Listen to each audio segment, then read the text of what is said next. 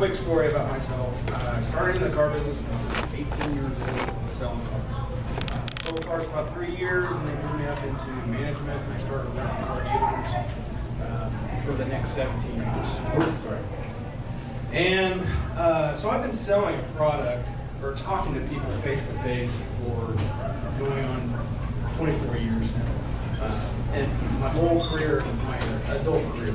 But sitting in front of somebody and talking to them, to me, it just comes very easily. So I'm just going to kind of go over basically what I do, my leads, my in-home, my presentation, the cool down, a door knock, retention plan, and then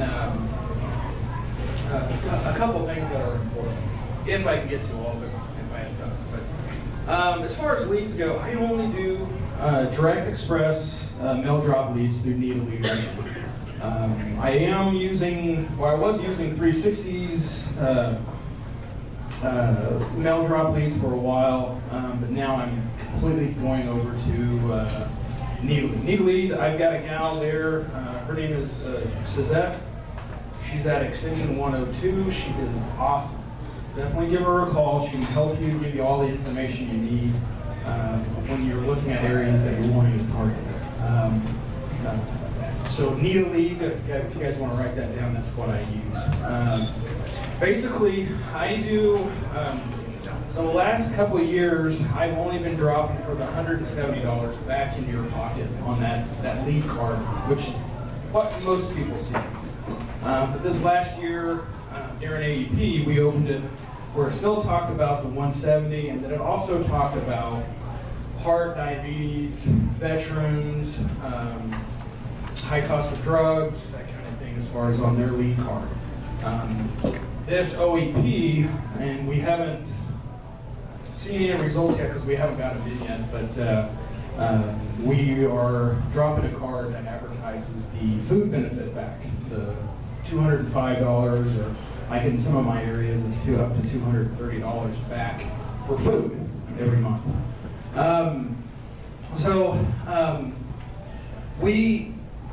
My main thing is I have an appointment setter.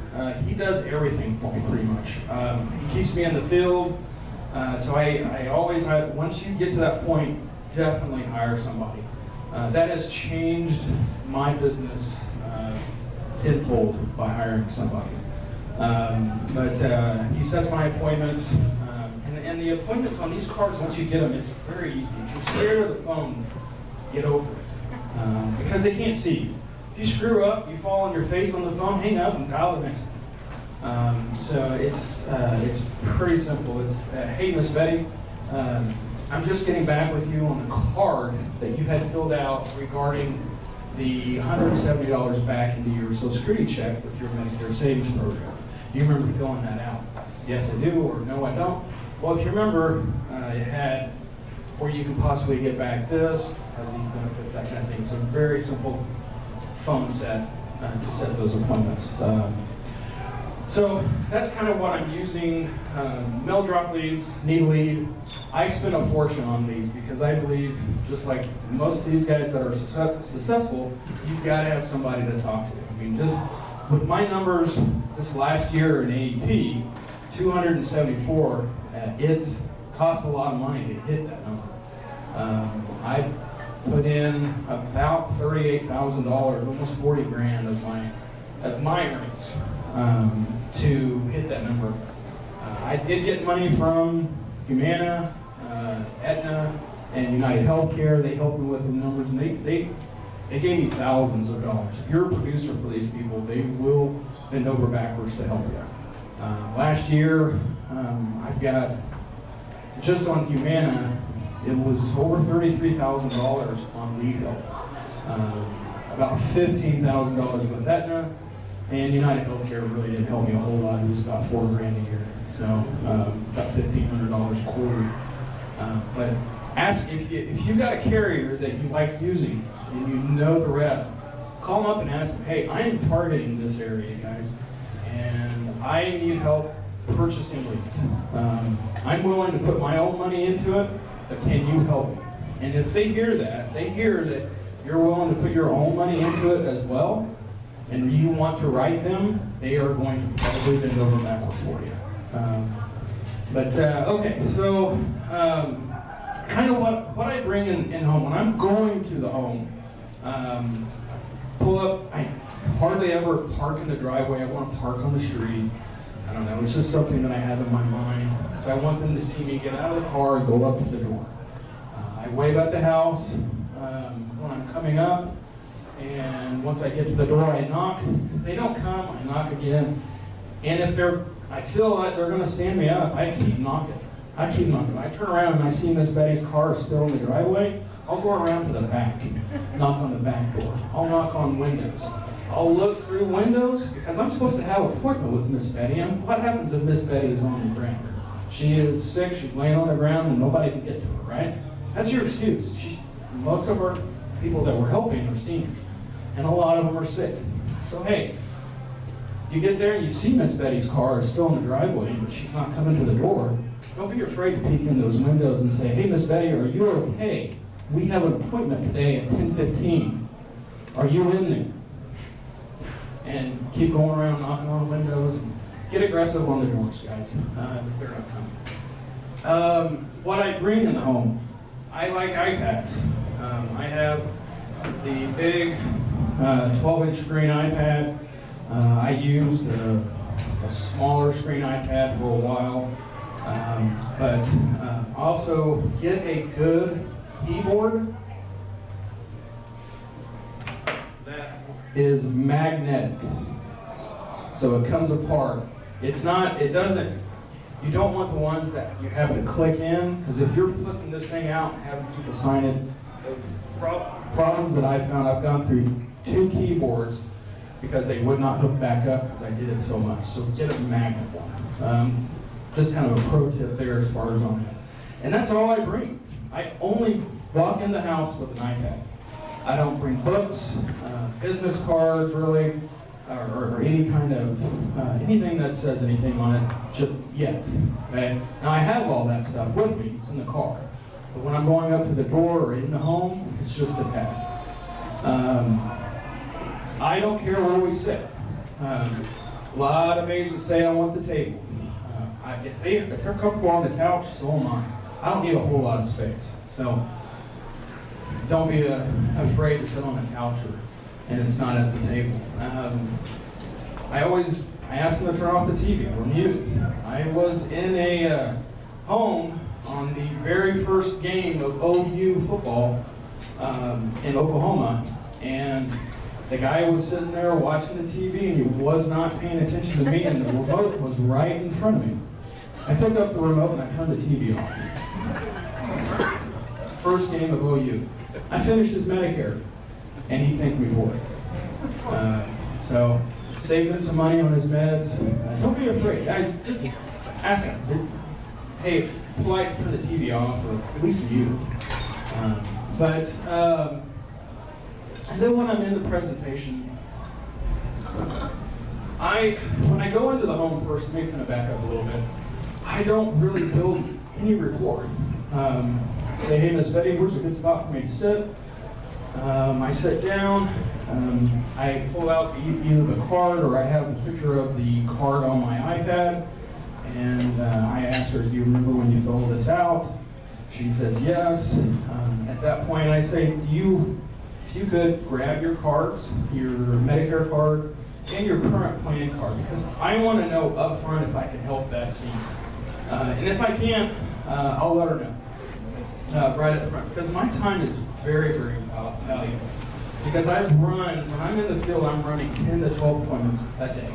It's every hour on the hour, and I do not calculate any kind of drive time. Because you know why? We work with seniors, they're retired. They might have a schedule, but it's not like ours. So they're typically going to be there. If I'm late, I'm always late.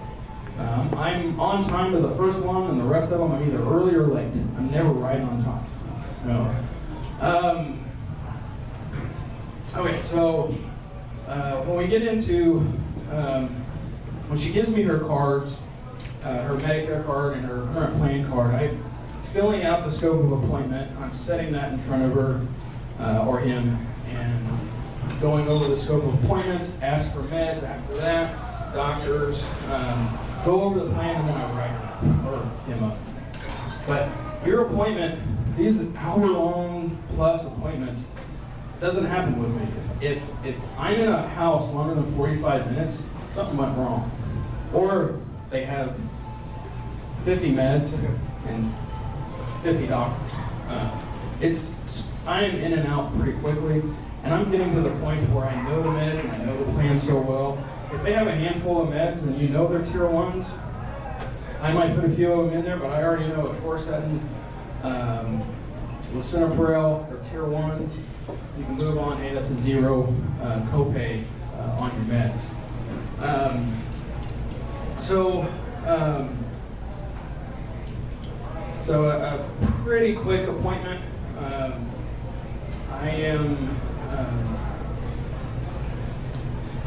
I'll go over the meds, go over how I present, or go over what I recommend, and then my close is very, very simple, guys.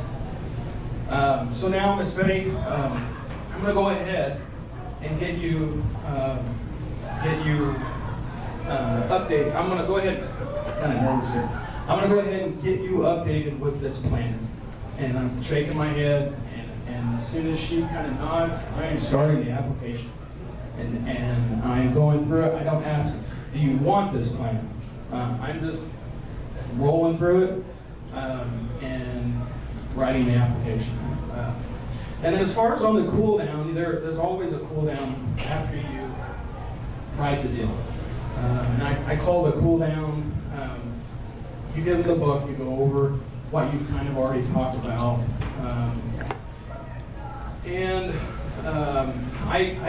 I go outside and grab all the books. I have a magnet, of course, my business card that I give them. But one thing that I have really noticed with my seniors that they absolutely get really excited for is a back scratcher. And that back scratcher has my name, it has my phone number on it, and they don't typically lose them. I mean, I have gone back into people's homes this last AEP, and they're hanging on the wall, or they're right beside his chair, or right in front of him on the coffee table. That back scratcher is there, and it's in front of them all the time. So when they need something, they call me. The magnets always work pretty good. I mean, they're on the refrigerator, but I tell you, how many houses have we been in, and we look at the refrigerator, and it is just covered head to toe with magnets. They're not, if you put a magnet on there, they'll never see that magnet again. So I like the back scratchers. I still give them a magnet, but I love the back scratchers. And then now that I've been doing so much business with Humana, and I'm at a certain level with them, it's called ambassador, I think, past gold. They are basically that back scratcher now. Now I've ordered pill boxes as well that has my name on it and phone number from Humana. They were paying that for me. So I've earned that stuff. Now, those back scratchers, it's not coming out of my pocket anymore. They're cheap. I mean, it's not like you're making a bunch of money on it, but you don't have to worry about having to pay for that stuff anymore once you start doing business with a pretty high volume of these. They will supply that stuff for you. Okay, back scratcher, I've got the pill box, and then I have a sheet that says what to expect. We have what you'll get in a couple days is that letter saying that you have been enrolled into the plan. Then, of course, those cards will come and everything else. We also have on there, once you get your cards, schedule an appointment with your doctor and get them updated with your new card. So that's kind of my what to expect sheet. I have my assistant's number on there. He's my customer service team. He handles all of my phone calls. I hate to say it, especially on camera, but I hardly ever answer my phone. You have to be in my phone book, and I get 1 million calls a day. But he handles all of them.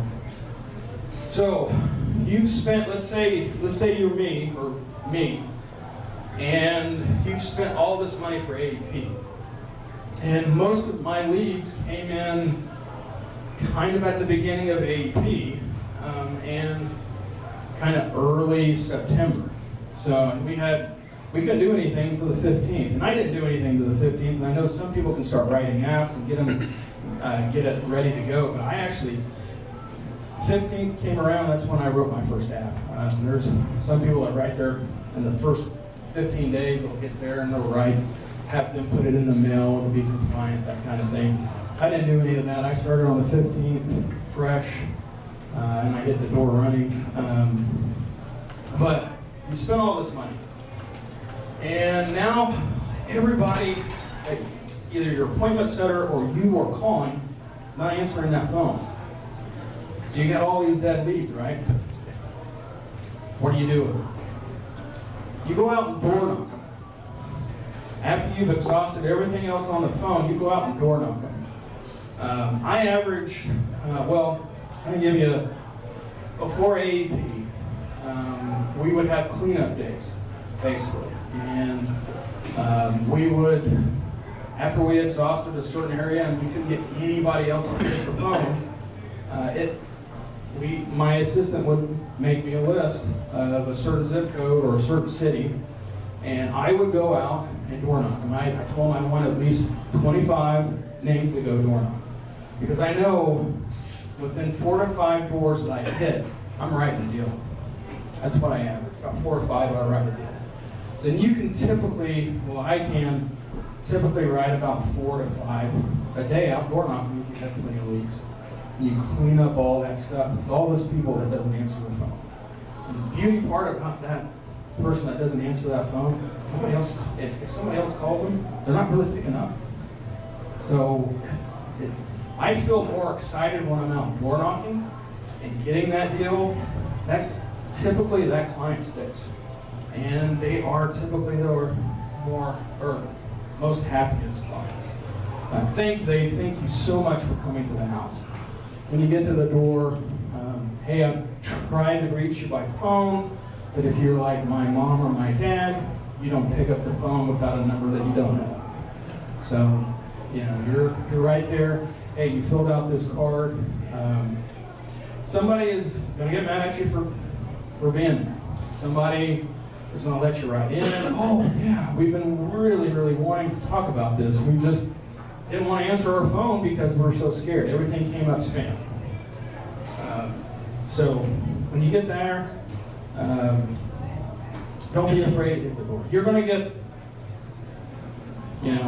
a lot of people that won't come to the door. There's not going to be people that's home. That's why I say it takes me about 4 to 5 doors to get in and write a deal.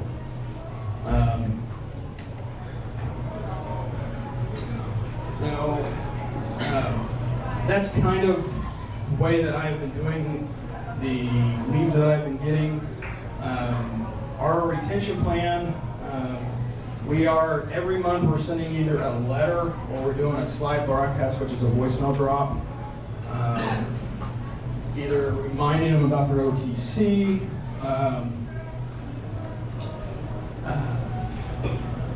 What else do we do? We do just touches. I mean, we'll send out stuff at the beginning of the year at around AEP. When we were close to AEP, we sent out a bunch of letters to all of our clients. We sent out just a generic one to all of them, and then we picked each plan, and the days leading up to AEP, we would send the plan specific a letter to them. It goes to UHC, or hey, I think you might want to relook at something. We had a handful of them that we wanted to get in front of because we knew their plan was changing. So, and then we did that also, the exact same thing that was on that letter through slide broadcasting. We did, I think we did 3 letters, and either 2 or 3 on slide broadcasting voicemail drops during AEP, just to our clients, my clients.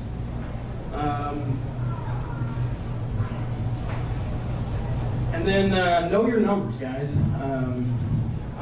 We keep track of them. Kind of give you kind of what ours are. I keep track of the carrier, what carrier I'm selling. agent of record changes, new to Medicare, new to the Bob, current client sold was a Darren AEP. Out of that 274 clients, 61 of them was my, they were already in my book. So I didn't go back and flip all my book to hit that number, but I knew there was a handful of clients that I needed to see. Because either the plan wasn't getting any better, or the plan was going away, or was getting worse, and we needed to move them into a different plan. On door knocks, I sold 33 door knocks during AEP. We did not count, out of that 74, we did not count the agent record change so that 274, I did 10 agent of record change during AEP. So I don't know if some of you guys know what that is, but if you get in with somebody, let's say they have an Aetna plan, they don't have any contact with their agent that wrote the deal, you can become their agent and you can call in. There's a handful of carriers that allow you to do that. There's a lot of carriers that won't. Humana, United Healthcare won't. Let's see. And then we also track, of course, our written apps, our phone appointments, total appointments, and our lead fund reimbursement through 360. So we set, phone appointment set was 338, and then we had a total of 360 because our door knocks, we counted our door knocks as a total appointment. So our phone appointments was 338, and our, what I wrote was 274. So, income on that, we haven't got it all yet, but we are projecting somewhere in between 125 to 135, somewhere in between there for income for ADP. And it cost, call it $40,000 for lead cost, and then another 12 grand of salary for my assistant/appointment setter. You remember, out of that 40 grand, I got a lot of help. Probably about half of that 40 grand came from carriers. So my actual money was probably somewhere in between 20 and 25 grand after my pocket.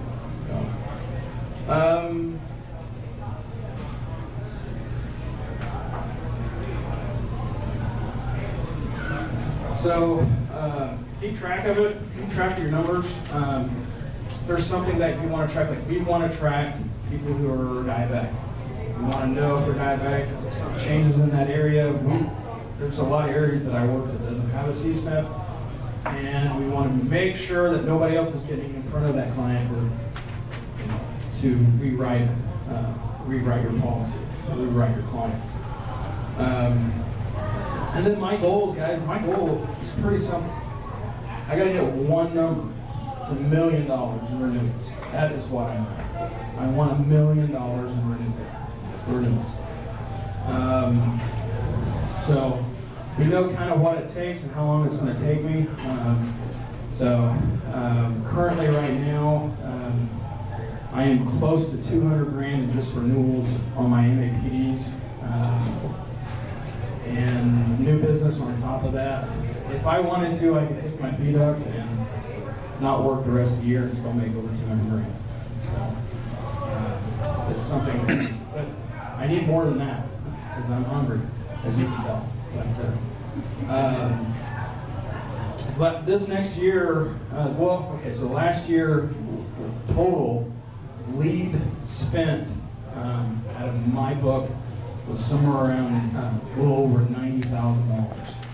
We're projecting it's probably going to be the cost of mail is going up, so we're probably projecting that end up probably somewhere in between $120,000 and $130,000 in lead cost to do what I want to do. But it sounds like a lot, but I write a lot, so it's still a good return. So yeah. Besides Need a Lead and your own internal mailing efforts, what else do you use for marketing, like Facebook, any social media?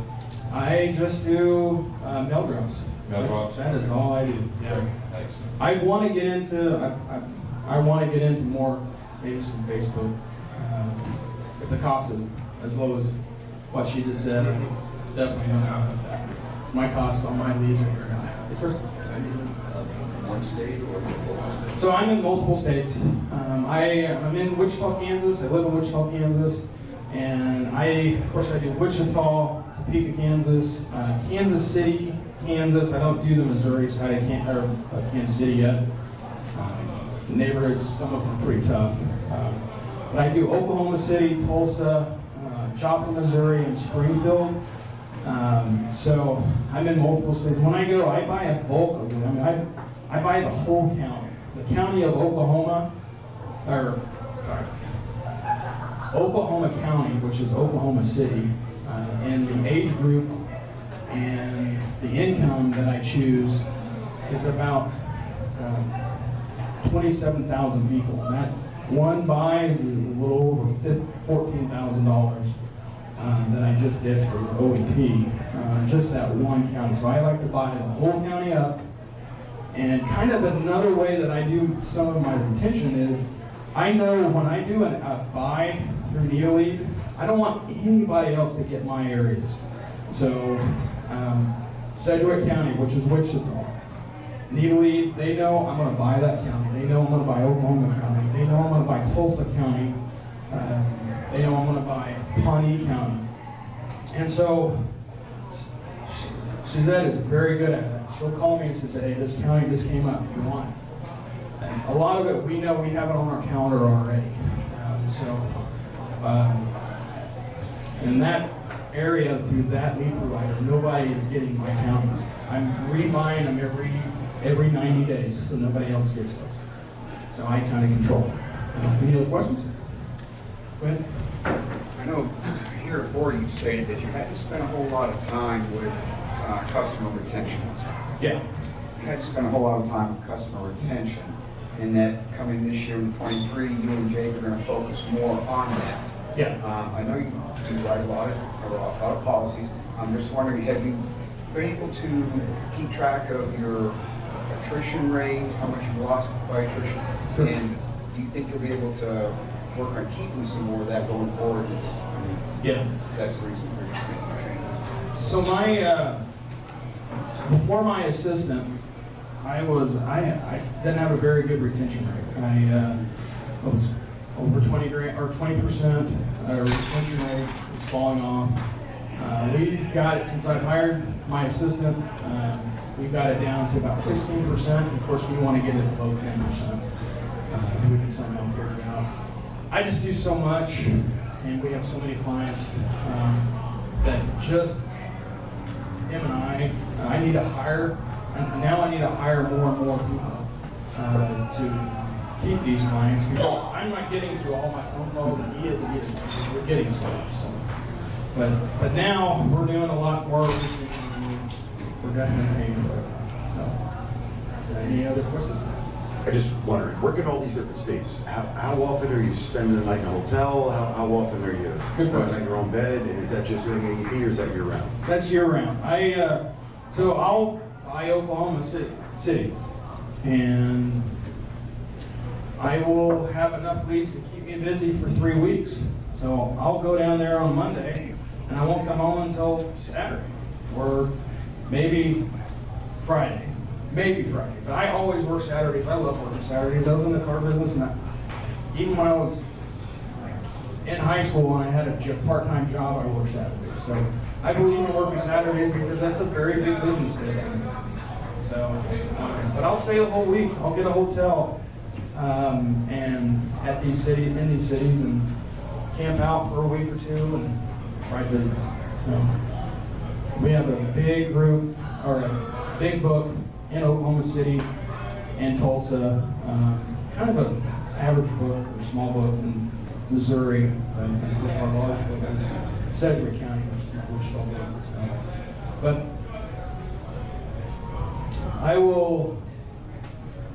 I rotate So if I know I'm going to work Oklahoma City for a week, I probably have bought Wichita or Sedgwick County. So the next week I'm back home. But I feel my family does better when I'm not there. So, so they reap the benefits. That's about it. Anybody else?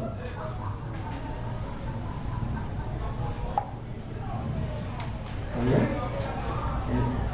right.